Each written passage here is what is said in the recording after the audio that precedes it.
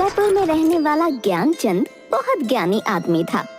एक दिन ज्ञानचंद अपनी पत्नी से बोला, बहुत दिनों से मोहन की कोई खबर नहीं मिली है। मैं कल सुबह उससे मिलने उसके गांव के लिए निकल जाऊंगा। आज सुबह सुबह मेरी बाईं आंख फड़क रही थी जी, आप कहीं मत जाइए। तुम तो जानती हो भाग्यवान, मोहन का हमारे सिवाय कौन है। जाते हुए ऐसे टोका टोकी नहीं करते। तुम जाकर तैयारी करो मेरे जाने की। ठीक है, मैं आपके जाने की तैयारी कर देती हूँ। ज्ञानचंद का मित्र मोहन बचपन से ही गूंगा और एक पैर से अपाहिज था। ज्ञानचंद सुबह जल्दी उठकर अपने मित्र से मिलने निकलते में उसे एक आदमी मिलता है जो शरीर से काफी तंदुरुस्त था। वो आदमी ज्ञानचंद के पास आया। भाई, आप कौन हैं और कहाँ जा रहे हैं? मेरा नाम ज्ञानचंद है और मैं अपने मित्र के घर संभाजी नगर जा रहा हूँ। मेरा नाम महाकाल है, मुझे भी उसी तरफ जाना है। क्या मैं भी आपके साथ चल सकता हूँ? मुझे ठीक से रास्ता पता नहीं है। बिल्कुल चलिए, अच्छा ही होगा। हम दोनों अगर साथ साथ चलेंगे तो समय भी जल्दी कट जाएगा। महाकाल, ये कैसा नाम है? बड़ा अजीब सा नाम है, महाकाल। खैर, मुझे क्या करना है। लेकिन उसने महाकाल से कुछ भी नहीं पूछा और दोनों धीरे धीरे रास्ते पर आगे बढ़ने लगे। तभी बीच में एक छोटा सा गांव आया। भाई ज्ञानचंद, तुम आगे बढ़ो। मुझे इस गांव में किसी को एक संदेश देना है। देकर तुम्हें मिलता हूँ। ठीक है, मैं एक काम करता हूँ, आगे उस कुएं पर थोड़ी देर आराम कर लेता हूँ। तब तक तुम संदेश देकर वापस आ जाओ। हाँ बिल्कुल भाई, आप आराम करिए। मैं यूं गया और आया। ज्ञानचंद कुएं के पास बैठकर पानी पी रहा था। तभी उस गांव में शोर उठा कि एक बाज ने किसी आदमी के प्राण ले लिए और तभी महाकाल वापस आता है। चलो मित्र, आगे चलते हैं। बहुत काम अभी बाकी है ना। हाँ हाँ भाई, चलो। तुमने संदेश बहुत जल्दी पहुंचा दिया। हाँ, मुझे जिस आदमी से मिलना था वो मुझे पास ही में मिल गया और मैं उसे संदेश देकर तुरंत लौट आया।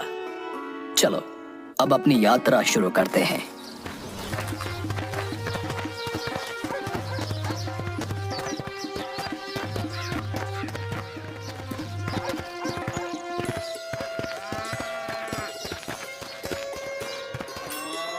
मित्र, रात होने वाली है और पूरा दिन चलकर हम बहुत थक भी गए हैं। क्यों ना हम रात इसी मंदिर में रुक जाएं और यहीं आराम कर लें। तुम सही कह रहे हो, हम यहीं रुक जाते हैं और आराम कर लेते हैं और इसी बहाने से प्रभु के दर्शन भी कर लेंगे। भूख भी बहुत लगी है, इसलिए भोजन कर लेंगे और थोड़ा विश्राम करके सुबह जल्दी ही आगे की यात्रा के लिए निकल पड़ेंगे। ठीक है, हम यहीं रुक जाते हैं। मुझे इस गांव में किसी का सामान देना है, देकर आता हूँ। तुम भोजन करो, मैं आकर खा लूंगा। लेकिन मित्र, साथ में भोजन करते हैं ना? अरे मित्र, बस मैं काम निपटा कर अभी आया, आप भोजन करो। अरे आग लग गई भैया! अरे पूरे गांव में आग लग गई, लगता है कुछ नहीं बचेगा। ये महाकाल जहां भी जाता है वहां किसी न किसी तरह की अनहोनी हो जाती है। तभी महाकाल वापस आता है, लेकिन वो महाकाल से कुछ नहीं पूछता और दोनों सो गए। और सुबह जल्दी उठकर दोनों आगे की यात्रा पर निकल पड़े। कुछ देर बाद फिर से एक दूसरा गांव आया। मित्र, तुम थोड़ा विश्राम करो, मुझे इस गांव में कुछ काम है। मैं तुमसे आकर मिलता हूँ। अब ठीक है। अरे भैया, अरे मधुसूदन को सांप ने डस लिया। अरे भैया, उसकी मृत्यु हो गई है। तभी महाकाल वापस आ जाता है। अब मित्र, मैं तुमसे कुछ पूछना चाहता हूँ, अगर तुम्हारी अनुमति हो तो। हाँ बोलो, क्या बात है मित्र? मन में जो भी शंका है उसे दूर कर लो। तुम जिस गांव में भी जाते हो, तुम्हारे जाते ही वहां कुछ ना कुछ अनहोनी क्यों हो जाती है? क्या तुम मुझे बता सकते हो कि ऐसा क्यों हो रहा है? ज्ञानचंद, आप मुझे बड़े ज्ञानी लग रहे थे, इसलिए मैं आपके साथ यात्रा करने के लिए निकला था, क्योंकि मैंने सुना है ज्ञानियों का साथ हमेशा अच्छा होता है। क्या सचमुच आप अभी तक नहीं समझे कि मैं कौन हूं? मैं समझ तो चुका हूं, लेकिन कुछ शंका है। यदि आप अपना सही परिचय दें तो मेरे लिए आसानी होगी। मैं यमदूत हूं और यमराज की आज्ञा से उन लोगों के प्राण हरण करता हूं जिनकी आयु पूर्ण हो चुकी है। अगर ऐसी बात है और तुम सचमुच ही यमदूत हो तो बताओ किसकी है? अगली मृत्यु तुम्हारे मित्र की है जिससे तुम मिलने जा रहे हो, और उसकी मृत्यु का कारण भी तुम ही होगे। अब तुम ये क्या कह रहे हो? क्या सच में अगली मृत्यु मेरे मित्र की होने वाली है और मैं ही उसकी मृत्यु का कारण हूं? वो मेरे बचपन का मित्र है, मैं उसकी मृत्यु का कारण नहीं बन सकता। इसलिए बेहतर होगा कि मैं अपने मित्र से मिलने आगे की यात्रा पर न जाऊं। कम से कम मैं तो उसकी मृत्यु का कारण नहीं बनना चाहता हूं। तुम जो सोच रहे हो वो मुझे भी पता है, लेकिन तुम्हारे अपने मित्र से न मिलने के विचार से नियति नहीं बदल जाएगी। तुम्हारे मित्र की मृत्यु और अपने घर वापस लौट जाऊंगा। परंतु जैसे ही वह गांव की तरफ से लौटने लगा, उसका मित्र मोहन तेजी से आता हुआ दिखाई दिया, जो ज्ञानचंद को देखकर बहुत ज्यादा खुश लग रहा था। मोहन के आने की गति को देखकर ऐसा लगा कि वो बहुत देर से उसके पीछे आ रहा हो। तुम कुछ भी कर लो, लेकिन नियति को नहीं बदल सकते हो। तुम्हारा मित्र बहुत देर से तुम्हारे पीछे आ रहा है, क्योंकि उसने अपनी शक्ति से ज्यादा जोर से दौड़ने की कोशिश की, जिस कारण कुछ ही क्षणों में वो तुम्हारे चरणों में अपनी आखिरी सांस लेगा। जैसे ही मोहन ज्ञानचंद के पास पहुंचा, वो जमीन पर गिर पड़ा।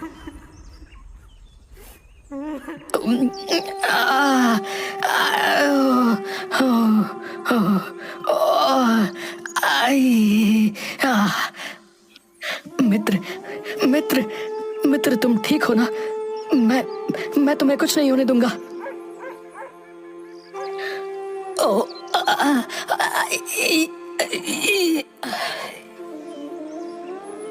उठो उठो मित्र, उठो। नहीं, ऐसा नहीं हो सकता। मेरी वजह से तुम दुनिया से चले गए। नहीं। मोहन की मृत्यु के बाद ज्ञानचंद आश्चर्य भरी नजरों से महाकाल की तरफ देखने लगा। तुम्हारा मित्र पिछले गांव से ही तुम्हारे पीछे पीछे आ रहा था, लेकिन तुम समझ ही नहीं सके, क्योंकि वो गूंगा है, जिस कारण वो तुम्हें आवाज नहीं दे पा रहा था, और एक पैर से अपाहिज होने के कारण वो तुम तक नहीं पहुंच सका।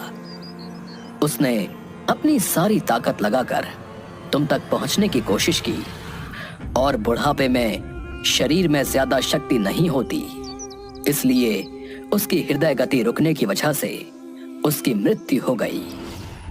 और उसकी मृत्यु की वजह तुम हो, क्योंकि वो तुमसे मिलने के लिए अपनी सीमाओं को लांघकर तुम्हारे पीछे भाग रहा था।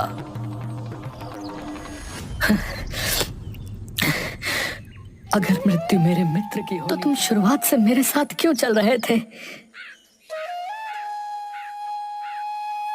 मैं तो सभी के साथ चलता हूं और हर क्षण चलता रहता हूं। केवल लोग मुझे पहचान नहीं पाते क्योंकि लोगों के पास अपनी समस्याओं के अलावा किसी और व्यक्ति, वस्तु या घटना के संदर्भ में समझने का समय नहीं होता। तो क्या तुम बता सकते हो कि मेरी मृत्यु कब और कैसे होगी? हालांकि किसी सामान्य जीव के लिए यह जानना सही नहीं है, लेकिन तुम ज्ञानी व्यक्ति हो और अपने मित्र की मृत्यु को जितनी आसानी से तुमने स्वीकार कर लिया, उसे देखकर मुझे ये लगता है कि तुम अपनी मृत्यु के बारे में जानकर परेशान नहीं होगे। तुम्हारी मृत्यु आज से ठीक 6 महीने बाद किसी दूसरे राजा के राज्य में फांसी लगने से होगी। और आश्चर्य की बात यह है कि तुम स्वयं खुशी से फांसी को स्वीकार करोगे। ज्ञानचंद ने अपने मित्र का कर्म कांड किया और फिर अपने गांव लौट आया।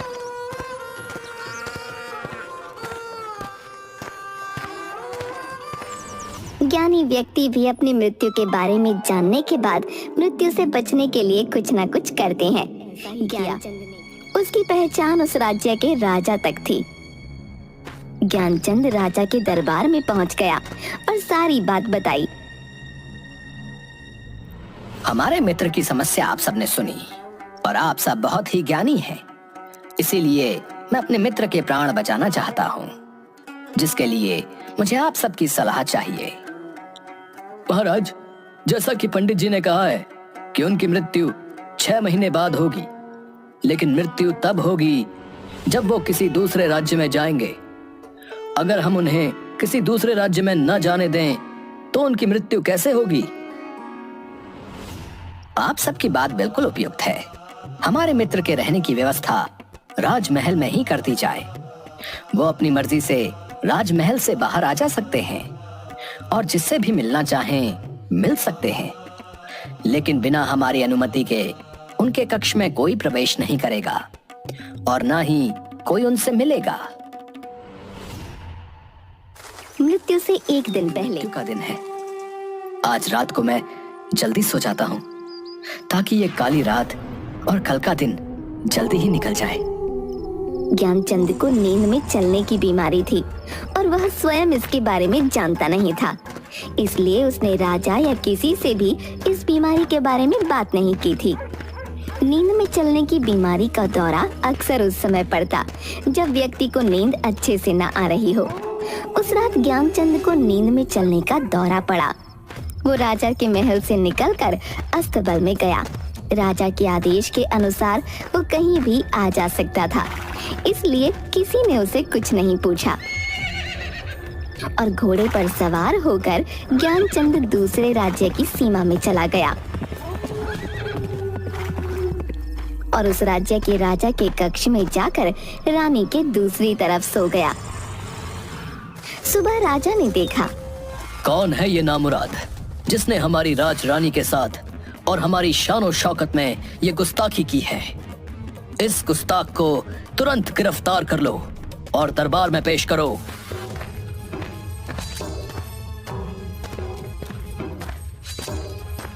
माफी महाराज, माफी महाराज।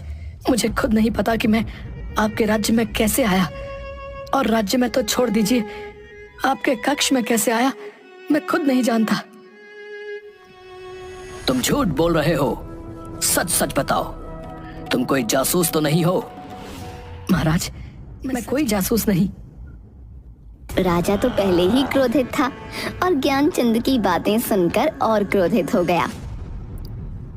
तुम्हारा अपराध अक्षम्य है। सैनिकों, इस दुष्ट को फांसी पर चढ़ा दिया जाए। महाराज, महाराज, मैं नहीं जानता कि मैं यहाँ कैसे पहुंच गया और आपके किसी पहरेदार ने मुझे रोका क्यों नहीं, लेकिन मैं इतना जानता हूँ कि आज मेरी मृत्यु होने वाली है और होने जा रही है। तुम्हें कैसे पता कि आज तुम्हारी मृत्यु होनी थी? क्या कहना चाहते हो तुम? महाराज, मेरा क्या, किसी भी सामान्य व्यक्ति का इतना साहस कैसे हो सकता है कि वो राजा की उपस्थिति में राजा के कक्ष में रानी के बगल में सो जाए? ये तो सरासर आत्महत्या होगी। मैं दूसरे राज्य से इस राज्य में आत्महत्या करने क्यों आऊंगा? अगर तुम्हें यह पता है तो तुम हमारे कक्ष में क्यों आए? महाराज, मैं आपको सारी बातें सच सच बताता हूँ और पिछले 6 महीने में हुई सारी बात बताता हूँ।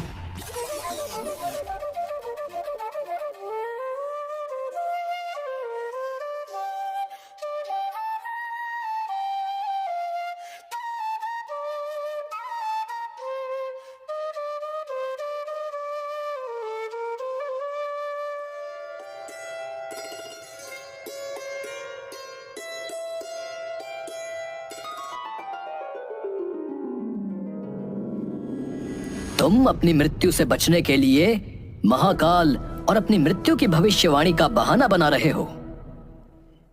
नहीं महाराज, अगर आपको ऐसा लगता है तो आप पड़ोसी राज्य के राजा से पता करवा सकते हैं।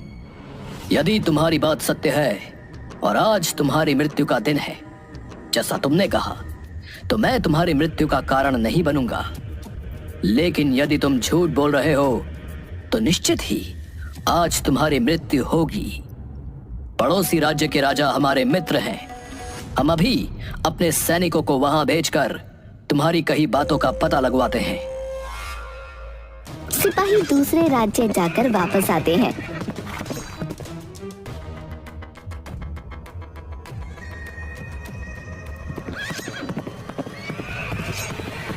महाराज, ज्ञानचंद जो कह रहा है वो सही कह रहा है। दूसरे राज्य के राजा ने ज्ञानचंद को अपने महल में ही रहने की संपूर्ण व्यवस्था दे रखी। पिछले 6 महीने से ये राजा का मेहमान था। कल रात राजा स्वयं इससे अंतिम बार कक्ष में मिले थे और उसके बाद ये इस राज्य में कैसे पहुंचा इसकी जानकारी किसी को नहीं। इसके अनुसार ज्ञानचंद को फांसी की सजा देना उचित नहीं है। लेकिन अब समस्या यह है कि अगर इसे फांसी नहीं दी जाएगी तो ये राज्य के नियमों के विरुद्ध होगा, और अगर इसे फांसी दी जाएगी तो ये इसके साथ अन्याय होगा। महाराज, ज्ञानचंद को कच्चे सूत के एक धागे से फांसी लगवा दें, जिससे आपके वचन का मान रहेगा, और कच्चे सूत के धागे से लगी फांसी से ज्ञानचंद की मृत्यु भी नहीं होगी। महाराज, हमें आपकी सलाह उपयुक्त लग रही है। ज्ञानचंद को कच्चे सूत के एक धागे से फांसी पर लटका दिया जाए। महाराज, महाराज आपकी जय हो और आपके न्याय की भी जय हो। मैं आपके न्याय से बहुत खुश हूँ। मुझे पूरा विश्वास है कि कच्चे सूत के धागे से मेरी मृत्यु, खुशी खुशी आपकी दी हुई इस फांसी की सजा को स्वीकार करता हूँ। महाराज, जैसे ही ज्ञानचंद को फांसी दी गई, कच्चे सूत का धागा टूट गया, लेकिन टूटने से पहले उसने अपना काम कर दिया। ज्ञानचंद के गले की नस कट चुकी थी और वो जमीन पर पड़ा तड़प रहा था, और देखते ही देखते उसका शरीर शांत हो गया। विश्वास नहीं हो रहा कि एक कमजोर से धागे से किसी की मृत्यु हो सकती है। नियति ने अपना काम कर दिया है। जो होना होता है वो होकर ही रहता है। हम चाहे जितनी भी सावधानी कर लें, समझे? चाहे इंसान जितने उपाय कर ले, हर घटना और उस घटना का सारा ताना बाना पहले से निश्चित है, जिसे हम रत्ती भर भी इधर उधर नहीं कर सकते। इसलिए ईश्वर ने हमें भविष्य जानने की क्षमता नहीं दी है, ताकि हम अपने जीवन को ज्यादा बेहतर तरीके से जी सकें। सैनिकों, ज्ञानचंद के पार्थिव शरीर को पूरे सम्मान के साथ पड़ोसी राज्य में उसके घर ले जाया जाए और उसके परिवार की यथोचित सहायता की जाए। उसके बाद ज्ञानचंद की पत्नी ने ज्ञानचंद का दाह संस्कार पूरे विधि विधान से किया।